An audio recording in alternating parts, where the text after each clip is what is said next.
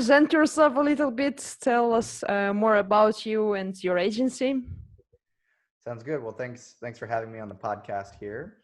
My name is Max Bidna. I run Hell's Creative, which is a digital advertising agency out of Hell's Kitchen, New York. No, we're not Satanists. We get that question a lot. We just are out of Hell's Kitchen, New York, which is Midtown East, the west side of Times Square. We're a 5-person team. I started the business about 3 years ago with a co-founder.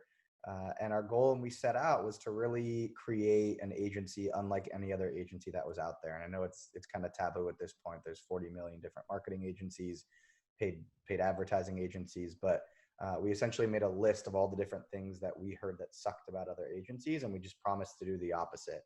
So the most common complaints you hear about an agency is they charge a % of ad spend, and we charge a flat monthly fee. So when an agency charges a % of ad spend, they're constantly encouraged to get you, the client, to spend more money, because the more money you spend on ads, the more money they make. So that's kind of backwards. And also just the nickel and diming of agency life, we found kind of backwards. So we charge a flat monthly fee. Most agencies' reports are just Excel spreadsheets downloaded from Facebook Ads Manager, Google Ads Manager. We handwrite all of our monthly reports in layman's terms, so they don't necessarily say, click-through rate increased 20%. It's like our ads resonated better with our target customer this month by 20%, or impressions were down on Google Ads, right? Instead of just saying impressions were down, layman's terms, in a way that a CEO or chief marketing officer might be able to easily understand better, we would say our ads had less demand this month, or there was less demand on Google for what we were searching for, what we're bidding on this month. So we try to do things very differently. Like I said, we're only a 5-person team, but in the last 3 years, we've worked with about 100 companies to date, everything from e-commerce to hospitality to SaaS and lead gen. And most recently, and I'm kind of all over the place with this explanation, so forgive me, but most recently we won our first agency awards, beating out IBM Watson for best creative optimization at the Drum Ad Awards, and also beating out January Digital and W Promote for best search campaign. So, we're a small team, but we pack a punch and we work with clients all over the world. Awesome. That's a great approach. By the way, is your team in-house? Like, are you all sitting in the office, or is it like online? Yeah, great question. So we are a completely New York-based team, and not even based, like everyone is in New York. All 5 of us are in New York. Now with COVID, everyone's working from home, and some people have gone back to their families' residence. So we're not all necessarily in New York City right now, but we don't work with any freelancers really on a case-by-case basis when we need to scale up or down, but we really don't work with any freelancers, don't have any team overseas to outsource to save a buck. Like when you go to our homepage, you'll see the 6 different things we believe agencies should do. Everyone should have everything in-house. So we have graphic designers in-house, we have strategists in-house, and that really creates the best results for our clients. Got it. And right now with COVID-19, how do you manage to get everyone together online? How do you manage the system? Is it something that has impacted your business so far? Yeah. So I could probably record a whole episode or podcast just on efficiencies of working from home. The cool thing is, just like on the client side, we try to do things completely different than all other agencies. We also try to do things differently from all other agencies on the team side. So ever since we started the business 3 years ago, we take the team out for lunch every single Thursday. And I don't mean like order food in. I mean like we actually go to a restaurant, sit together, put our phones away, and actually talk as friends would do, as coworkers. And then also every Friday since we started the business, we've done work from home Fridays. And that was a really amazing way for our team to get used to the working from home life. So everyone has a second monitor that they can plug into at home, or a comfy chair that they can plug into at home to work on Fridays. And then the only thing that we really changed coming from working just from home on Fridays all the way to COVID working from home every single day is every morning at 10 a.m. we have a team scrum where we go through the joint to-do list of everyone. So now we just do that over Zoom or over Google Hangouts instead of in person. And then we added a end of day scrum. So every day at 10 a.m. we all get on the call. no matter what you're doing, you stop, you get on the call, and you say, here's what I'm doing today at 10 a.m. Here's what I'm going to do for my day. Then at 5 o'clock, everyone gets online together and says, here's actually what I did out of my list. Here's why I didn't get this. So-and-so, I need your help from this, or so-and-so, I need your help to get this accomplished. I'm still waiting from this client on approval, or whatever it is. So, we've certainly adapted our process and our strategy for work from home performance and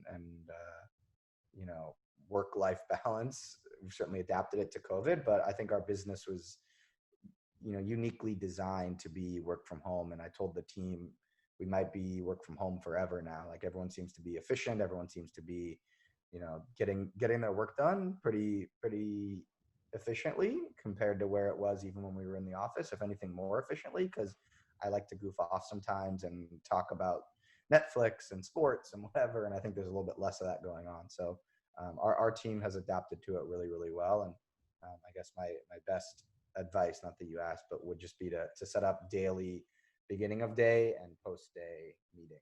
So that way you're always on the same page and know exactly what everyone's doing. Do you recommend to use a specific software besides Zoom to just manage everything else? Yeah, so it's really important for teams to have a joint to-do list, I feel. We used to use Asana. We've tried out Monday.com. We've tried out ClickUp. We've tried all of them out, and it's kind of silly. People laugh at me when I say this, but what we found to work the best is actually a Google Sheet. So we create a new Google Sheet every single month. We have the columns where it says the client name, the project that we're working on for the client, who it's assigned to on our team, the due date that it's assigned internally, and the due date that we need to get it over to the client, and then a check mark, and then also a notes tab. So what we do is every month we have, like, June, we call it a hot sheet. So these are the things that are hot, June hot sheet, and then every day is a new tab at the bottom. So, when we get on the scrums in the morning to review the group to-do list, everyone can see what Max is working on, what Rita might be working on, what Ariel and Shambhavi and Mark and Brianna are working on. That way I can take a look and see, Brianna, I think, your plate is light today. Let's add something, or can you help me out with this project? It seems like you don't have a lot going on. And then the other reason why the end of the day is so important is because sometimes client requests will come in throughout the day, and sometimes they're urgent. So adding things to the hot sheet at the end of the day makes it really easy for us to always be able to go back and identify why things were delivered to a client late, or why things just didn't get done at all. So, it's really important for us to make sure that we're really staying on top of things. And this all wouldn't be possible if we didn't have an awesome account manager who's also kind of our internal project manager to actually duplicate the sheet every day, the sheet every month, the tab every day, and really just kind of organize those 10 a.m. and 5 p.m. calls. Got it. Sounds like you really adjusted to the online work right for now. Yeah, I think I should probably record my own episode on it, because I have a lot of friends that are like, I don't know how to organize my day. I don't know how to organize my team. I think we just kind of lucked into it. And that was a big reason why I started this agency to begin with. Before, I used to work on Wall Street, and I'd have to go into an office every day, very strict hours. And I just said, like, I want to be able to work from my laptop. Even if I have an office, even if Hell's Creative has an office, I want to be able to go to Thailand for a month and just work. And I want my team to be able to do that too. One of our teammates went to Colombia for a whole month. Like, that's the way that the world is, or should be, pre-COVID.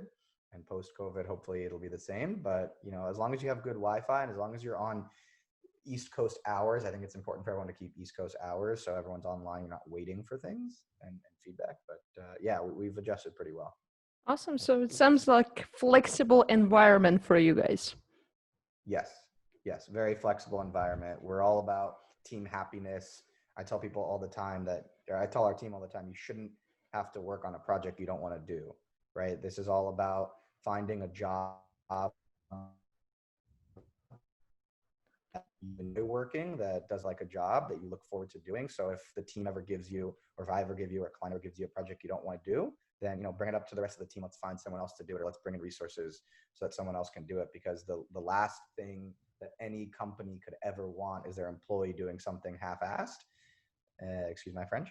But doing something half-assed is just not going to be as good. And in our world, when our brain is really what the clients are paying for, right? Our creativity, our strategy, our outside the box thinking. If you're not looking forward to that project, if you're not looking forward to that to-do list, then you're not going to be doing it to the highest standard that it could be done. That's an interesting approach. So you're actually not approaching it like a boss. You're approaching it as if you were doing tasks by yourself. So exactly. Yeah. My quote has always been, since we started the agency, I want to build a company that I'd want to hire if I'm a chief marketing officer, and a company I'd want to work at if I was an employee. And if I was an employee, I'd want work from home every Friday. I want team lunches. I'd want competitive salary. I'd want good company culture. But I'd also want to make sure that I'm not having to put in my time, right? Like this American culture of, you have to put in the work to grow. Like, no, I don't believe in that. Especially in the agency world. Like, if you've proven yourself, if you have some chops coming into the agency, then, you shouldn't really have to do anything that you don't want to do. Let's find someone else on the team, or let's find another resource to help us accomplish that goal. But it's the last thing as a quote unquote boss, even though I hate that word, it's the last thing I could ever want, or any boss should ever want, is to make their team do something that they don't want to do, or make an employee or someone on their team do something they don't want to do. They're going to do it half-assed, and then you're going to pay the consequences. So why create a culture where you're just shoving off, bad work or not fun work, or work that could easily be done by a virtual assistant or by someone else that probably enjoys that work. Like, the most important question we ask for in the interview is, what do you really enjoy doing, and what do you not like doing? And I have a list of that I keep for all of my team. Like, what do they not like doing?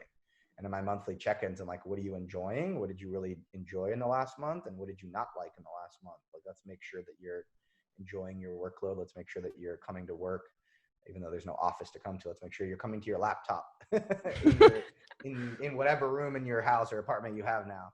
And let's make sure that you're enjoying what you're Wow, that's awesome and unique approach. So yeah, that I agree with you 100%. If you don't like what you do, you just won't get same results.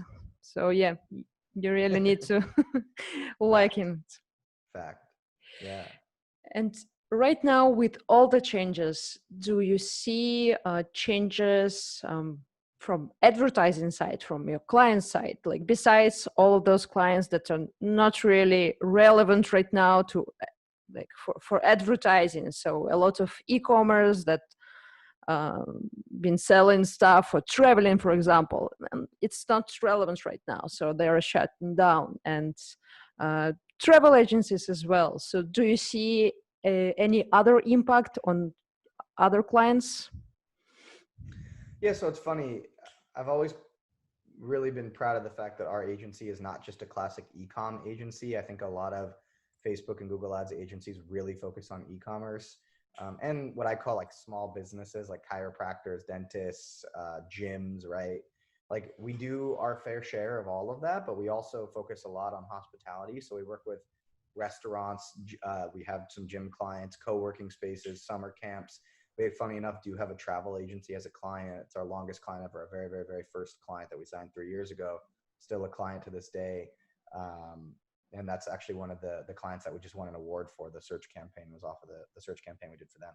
But, it's really funny. Like, in COVID, all those clients have been on pause. So we've had to force ourselves to become more like an e-commerce agency, and really go after e-commerce clients and say that, hey, our case studies for e-commerce are better than anyone else. But to answer your question specifically, how I think COVID's changed advertising and how I think it's changed the agency world, I think there's two big things that stick out to me. One, what we like to do is ask clients what their monthly, quarterly, or yearly sales goals are, and then we like to hit those.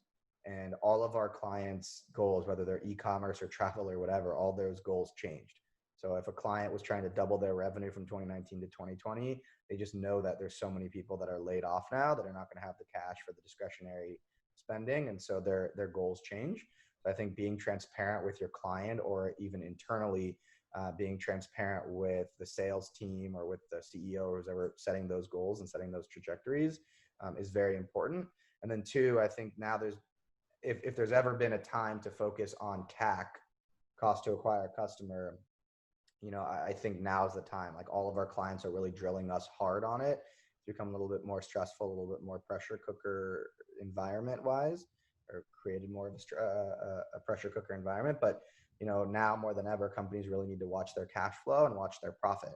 So making sure that we're ensuring and making sure that every single purchase that comes through a Facebook ad or a Google ad is still profitable and that they're able to save some of that cash is important now more than ever. Whether it's our skincare client, whether it's our sleep like mask client, whatever it is, or lingerie client, right? Like everyone's really paying attention to their cost to acquire a customer, and I think it's something that we've been preaching for the last 3 years.